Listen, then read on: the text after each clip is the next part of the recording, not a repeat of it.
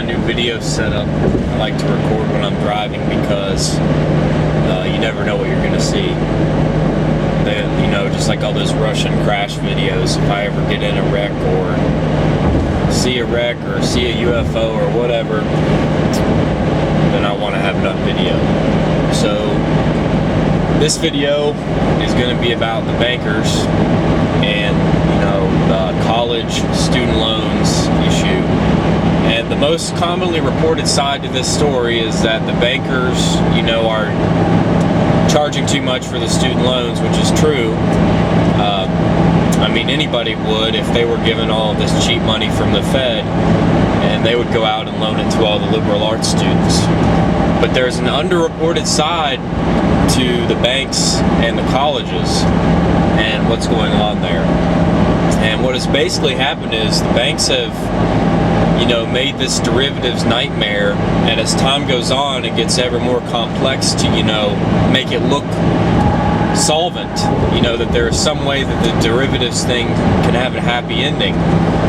Just as as a housing bubble went on, eventually the pressure builds up and the system cracks, and then it eventually fell apart. And the same thing is happening here with all of the derivatives now, whether it's on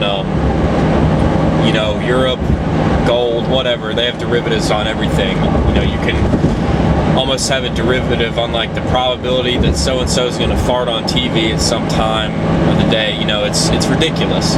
But what they're doing, and what I want to say here, since this is such a complex system that they've got going on now, they need smarter people to make it work. If it's going to be this complex, then it demands there's going to be some more effort that's needed to put into it to make it look solvent. And what they're doing with the colleges is, of course, the student loans, that's the biggest interaction of the banks with the students. But on the side of graduation, what these banks are doing is when a lot of engineering students or computer science students graduate, they know these kids are really good with math and they know their numbers. And these are the people that they go to, these new young grads, that they want to hire to try and keep the scheme going. And this is one reason it's hard to have a real economic recovery, because the financial sector is so overweighted. They get paid a lot and they don't really do that much. When was the last time your bank helped you? Your credit card, what is it? 20+% interest. What a joke when they give you what? 0.06 something, zero basically.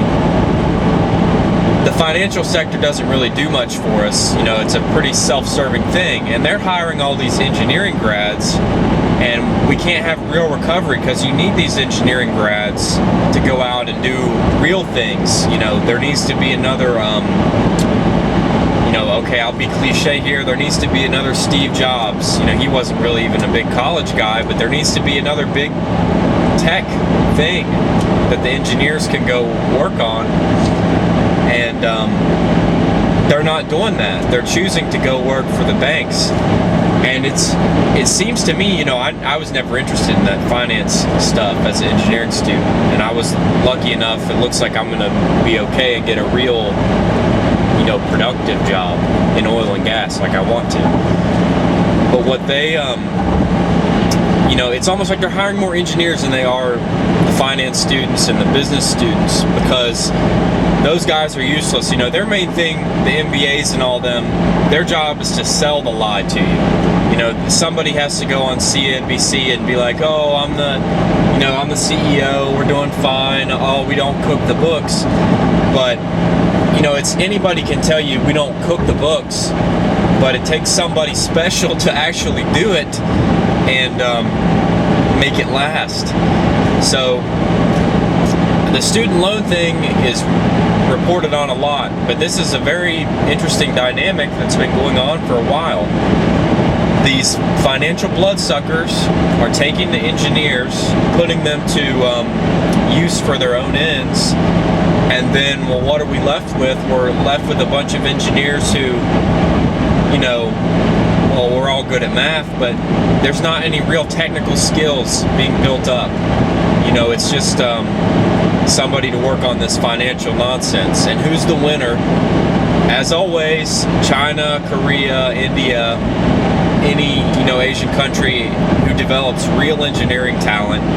What is it? China, you know, builds a coal plant every week, the thing that people always say, or they build, you know, a new road every day somewhere, because they're investing in real infrastructure and assets, and we're left with a bunch of engineers who can do this financial nonsense. And hey, why would you blame them? Because in many cases that's an easier job and more well paid than a real engineering job that does somebody some good. So anyway, that's just my take on it.